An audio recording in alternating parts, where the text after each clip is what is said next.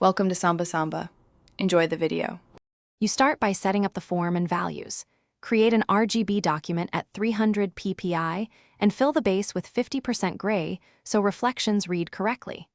Once done, duplicate that base and convert the duplicate into a smart object to keep filters editable. This matters because Chrome relies on non-destructive adjustments. Make sure to name layers logically. You do this now so later blend modes and highlights react predictably, rather than fighting inconsistent fills or flattened pixels. You define the Chrome form by shaping and controlling contrast. Use the pen or shape tool for a clean silhouette and rasterize a copy for texturing. Then apply a gradient map to create dramatic tonal shifts. Combine several linear gradients, black to white, gray stops, to simulate specular bands.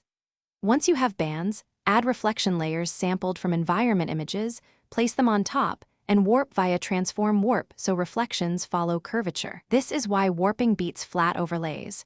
Reflections read as real. Finish by sharpening and refining. Add a high-pass filter at 1 to 3 px on a merged copy. Set blend mode to overlay or soft light to boost edge clarity without artifacts.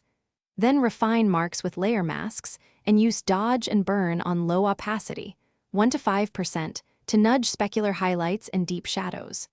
If Chrome looks flat or banded, make sure your document color profile is RGB/8 or 16-bit and toggle the 50% gray backup. That troubleshooting step often fixes tonal jumps. Thanks for watching. Consider subscribing if we helped you.